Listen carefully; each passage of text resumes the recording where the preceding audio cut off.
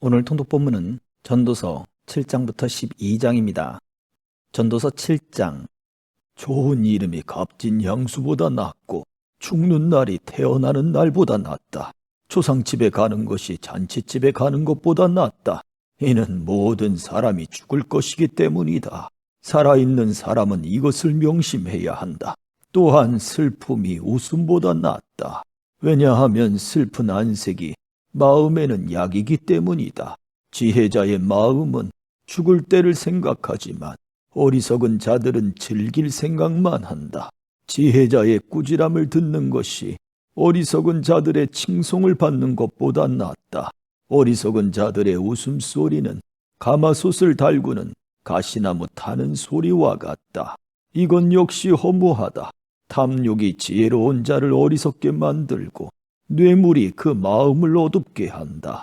일의 끝이 시작보다 낫고 인내가 마음의 교만보다 낫다. 내 급한 마음으로 화내지 마라. 왜냐하면 화는 어리석은 자의 품속에 머물기 때문이다. 옛날이 지금보다 훨씬 좋은 것은 웬일이죠? 라고 말하지 마라. 그런 질문은 어리석다. 지혜는 재산처럼 좋은 것이고 해 아래 사는 사람에게 혜택을 준다. 지혜도 사람을 보호하고 돈도 사람을 보호해 주지만 지혜가 돈보다 나은 것은 생명을 주기 때문이다. 하나님께서 하시는 일을 살펴보아라. 그가 굽게 하신 것을 누가 바르게 할 수 있을까? 형통한 날에는 기뻐하고 재앙의 날에는 살펴보아라. 이 모든 날들은 하나님께서 만드신 것이다. 그래서 사람들은 자기 미래를 알지 못한다. 나는 내 허무한 인생을 살면서 이런저런 일을 다 보았다. 의로운 생활을 하면서도 망하는 의인이 있는가 하면 죄악된 생활을 하면서도 오래 사는 악인이 있다. 지나치게 의로운 채 하지 말고 지나치게 지혜로운 채 하지 마라. 그러다가 망할 필요는 없지 않는가? 지나치게 악하게 굴지 마라. 어리석은 자처럼 굴지도 마라. 어찌하여 제 수명을 다 채우지도 못하고 죽으려 하는가? 이것도 잡고 저것도 놓지 않는 것이 좋다. 하나님을 경외하는 자는 이 모든 극단을 피할 것이다. 지혜가 주는 힘은 한 성을 지키는 10장군의 힘보다 강하다. 죄 아무리 의롭다 해도 죄짓지 않는 사람은 세상에 없다. 누가 뭐라 하건 모두 알려고 하지 마라. 그러다가 내 종이 너를 저주하는 말까지 들을까 두렵다. 너도 알다시피 때로는 너도 남을 저주하지 않았느냐. 이 모든 것을 알고자 나는 지혜를 써서 시험하였다. 정말 지혜롭게 행동해야지라고 했지만 그렇게 하기는 어려웠다. 세상 일을 알기란 너무 어렵고 이해하는 건 역시 곤란하다. 누가 과연 이를 다 알 수 있으랴? 나는 거듭 마음에 작정하고 지혜와 세상 이치를 깨닫고자 공부하고 탐구하고 연구하였다. 그리고 악하게 사는 일이 어리석고 어리석음이 미친 짓임을 알았다. 내가 깨우친 것은 마음이 함정과 그물 같고 그 손이 사슬과 같은 여인은 죽음보다 무섭다는 것이다. 하나님을 기쁘시게 하는 사람은 그 여인을 피하나 죄인은 그녀의 함정에 걸리고 만다. 설교자가 말한다. 자, 이것이 내가 깨우친 것이다. 이것저것을 살펴 전부를 깨치고자 하였다. 지금도 찾고 있지만 아직까지 완전히 깨치지는 못하였다. 1000명의 남자들 중에서 의로운 사람 1명을 찾았으나 여인들 중에서는 1명도 찾지 못하였다. 내가 깨우친 한 가지는 하나님께서 사람을 정직하게 만드셨지만 사람들이 많은 꾀를 찾았다는 것이다. 8장. 누가 지혜로운 사람인가? 누가 사물의 이치를 깨우쳤는가? 지혜는 사람의 안색을 밝게 하여 찡그린 얼굴을 바꾸어 준다. 하나님 앞에서 맹세했다면 왕의 명령에 순종하여라. 왕은 자기 마음대로 하는 자이니 왕 앞에서 경솔하게 물러나지 말고 무례한 일은 주장하지 마라. 왕의 말은 절대적이니 누가 감히 그에게 당신이 무엇을 합니까? 라고 하겠는가? 그의 명령을 지키는 자는 해를 입지 않을 것이다. 지혜로운 마음은 적절한 때와 절차를 알고 처신한다. 비록 재앙이 덮쳐 무겁게 누른다 하더라도 세상 만사에는 적절한 때와 절차가 있는 법이다.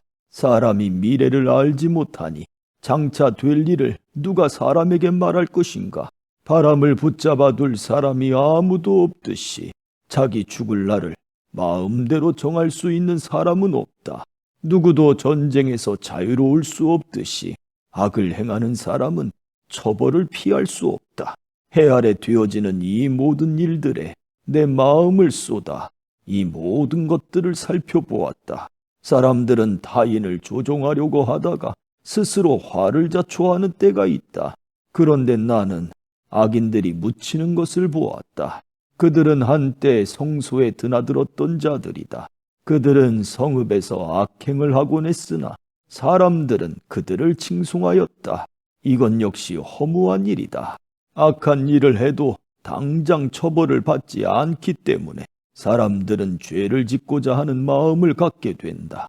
악인은 100번이나 죄를 짓고도 장수할 수 있다. 그러나 내가 알기에 하나님을 경외하고 하나님 앞에서 그분을 섬기는 사람들이 잘 될 것이다. 왜냐하면 악인은 하나님을 섬기지 않기 때문에 형통할 수 없고 그들의 날은 그림자처럼 오래 갈 수 없을 것이다. 세상에서 일어나는 일 중에 또 다른 허무한 일이 있다. 그것은 악인이 받아야 할 처벌을 의인이 받고 의인이 받아야 마땅한 보상을 악인이 받는 것이다. 이건 역시 내가 보기에 허무한 일이다. 이러므로 나는 삶을 즐기라고 권하고 싶다.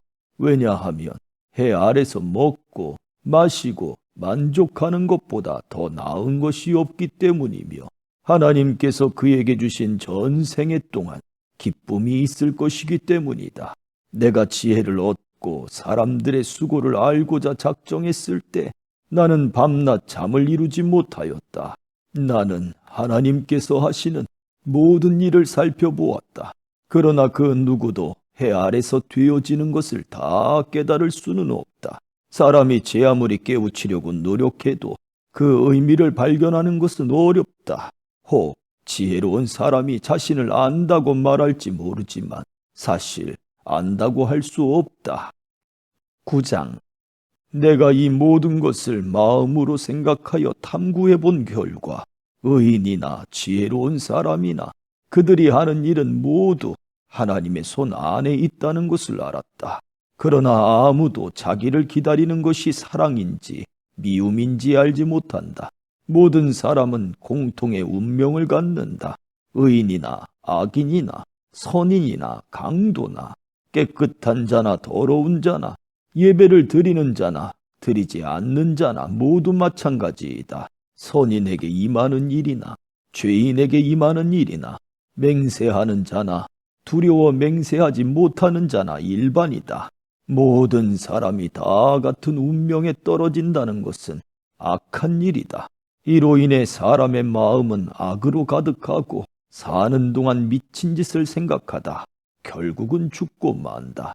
그러나 살아있는 개가 죽은 사자보다 낫다라는 말처럼 살아있는 사람에게는 소망이 있다. 왜냐하면 산 사람은 자신들이 죽을 것을 알지만 죽은 사람은 아무것도 모르며 아무런 보상도 없고 그들에 대한 기억도 잊혀지고 말기 때문이다. 죽은 사람은 사랑과 미움, 시기하는 일을 오래전에 그치고 해 아래서 일어나는 어떤 일에도 다시는 참여할 수 없다. 그러니 너는 가서 즐겁게 먹고 기쁜 마음으로 내 포도주를 마셔라. 왜냐하면 이미 하나님께서 네가 하는 일을 인정하셨기 때문이다. 언제나 흰옷을 말끔하게 차려입고 머리에는 기름을 발라라. 하나님께서 주신 이 허무한 생애 동안 네가 사랑하는 네 아내와 생을 즐겨라. 이것이 내 삶의 몫이요 내 수고의 보상이다. 내 손이 발견하는 것이 무엇이든 힘을 다해 일하라. 왜냐하면 네가 장차 들어갈 무덤에서는 일하는 것도 계획하는 것도 지식도 지혜도 없기 때문이다. 내가 세상을 살펴보니 발이 빠른 자라고 해서 경주에서 이기는 것이 아니며 강한 자라고 해서 전쟁에서 이기는 것도 아니다. 지혜자라고 해서 음식이 생기는 것도 아니고 슬기롭다고 해서 재물이 더해지는 것도 아니며 재주가 있다고 해서 은총을 얻는 것도 아니다. 이는 모든 이에게 때와 기회가 동일하게 찾아오기 때문이다. 아무도 자기 때를 알지 못한다. 물고기가 무자비한 그물에 걸리고 새가 덫에 걸리듯 사람 역시 자기에게 닥치는 예기치 못한 불운의 덫에 걸릴 때가 있다. 또 내가 세상을 살펴보다가 인상 깊게 받은 지혜가 있는데 이는 다음과 같다. 어떤 작은 성에 적은 수의 사람들이 살고 있었다. 그런데 한 번은 어떤 강한 왕이 공격하여 그 도성을 포위하고 거대한 공격용 탑을 설치하였다. 그때의 그 도성에는 가난하지만 지혜로운 사람이 살고 있었는데 바로 그 사람이 그의 지혜로 그 도성을 구원하였다. 그런데도 이 가난한 사람을 기억해주는 사람은 없었다. 지혜가 무력보다 강하다고 내가 늘 말했지만 그 가난한 사람의 지혜는 무시되었고 더 이상 이것을 들으려 하지 않았다. 조용히 들리는 지혜자의 가르침이 어리석은 통치자들의 외침보다 훨씬 낫다. 지혜는 무기보다 낫지만 한 사람의 죄인이 다수의 행복을 파괴하고 만다. 10장. 죽은 바리들이 향수에서 악취가 나게 하듯 조그만 어리석음이 지혜와 영예를 더럽히고 만다.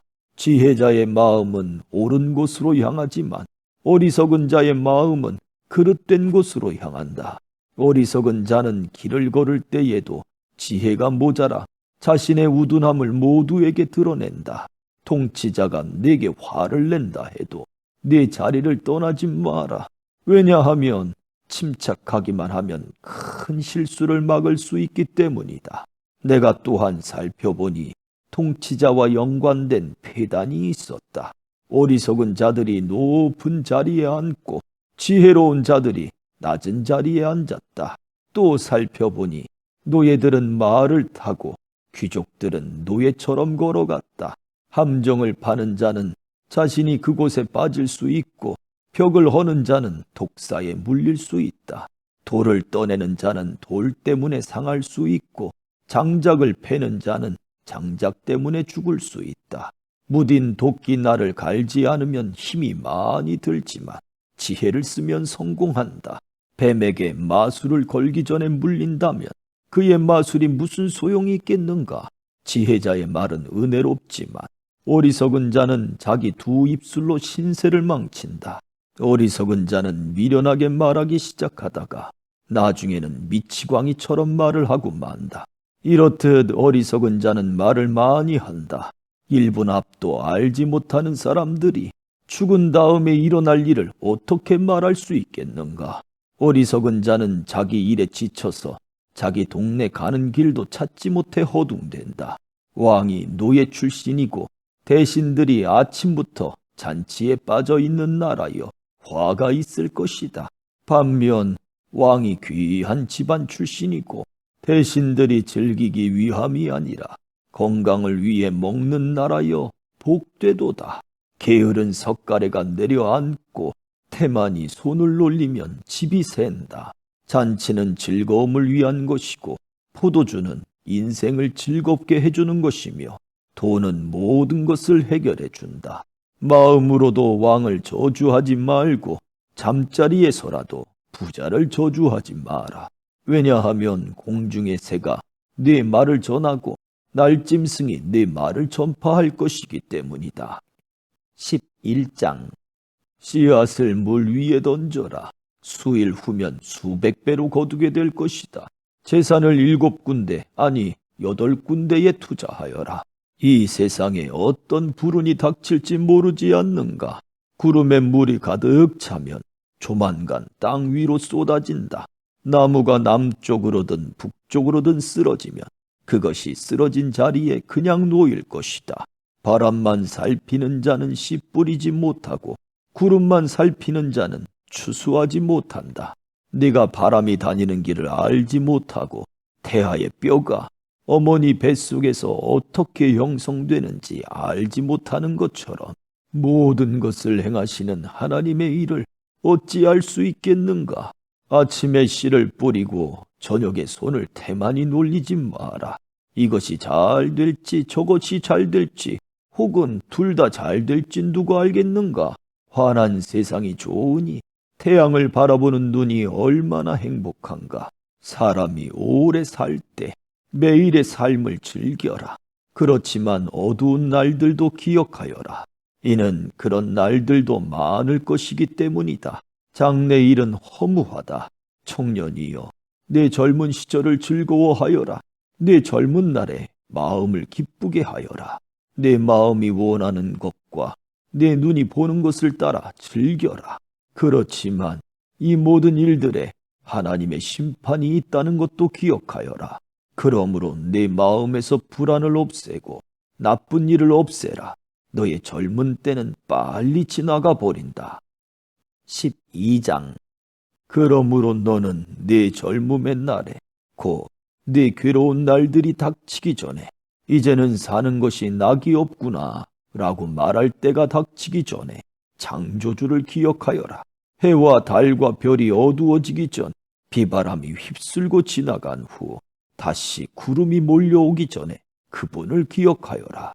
그날이 오면 너를 보호하던 팔도 힘을 잃을 것이며 강한 다리도 약해지고 구부러질 것이며 너의 치아가 다 빠져 씹지 못하게 될 것이며 너의 눈도 희미해질 것이다. 귀도 어두워져 거리에서 나는 소리도 잘 들리지 않을 것이며 노랫소리도 거의 듣지 못할 것이며 맷돌 소리도 희미해질 것이다. 새가 첫 노래를 부를 때에 네가 깰 것이다. 그때 너는 언덕 오르기를 무서워하고 거리에 나서는 것조차 두려워할 것이다. 살구나무에 꽃이 피고 메뚜기도 다리를 질질 끌 것이며 식욕도 나지 않을 것이다. 네가 영원한 네 집으로 돌아가면 조문객들이 분주히 길거리를 오갈 것이다. 은줄이 풀리고 금그릇이 깨어지기 전에 물 항아리가 샘 곁에서 깨어지고 두레박근이 우물에서 끊어지기 전에 너는 창조주를 기억하여라. 그때의 흙으로 만들어진 인간은 흙으로 돌아가고 그 영은 그것을 주신 하나님께 돌아간다. 설교자가 외친다. 인생은 정말 허무하다. 세상 만사가 너무 허무하다. 설교자는 지혜롭게 사람들에게 지식을 전달하였다. 그는 또 탐구하고 연구하여 많은 경구들을 만들었다. 설교자는 격려를 주는 말을 탐구하여 찾았다. 그래서 그가 기록한 교훈은 정직하며 진실하다. 지혜자의 교훈은 채찍 같고 그가 수집한 말씀은 잘 박힌 목과 같으니 이는 모두 한 목자의 말씀이다. 내 아들아, 이런 말씀에 더하여 다른 가르침을 주의하라. 책을 쓰는 일은 끝이 없고 공부는 하면 할수록 사람을 피곤하게 만든다. 세상 만사의 결론을 들었으니 하나님을 경외하고 그분의 명령을 지켜라. 이것이 사람이 해야 할 본분이다. 하나님은 선악간의 모든 행위와 남몰래 한 모든 일을 심판하실 것이다. 아멘.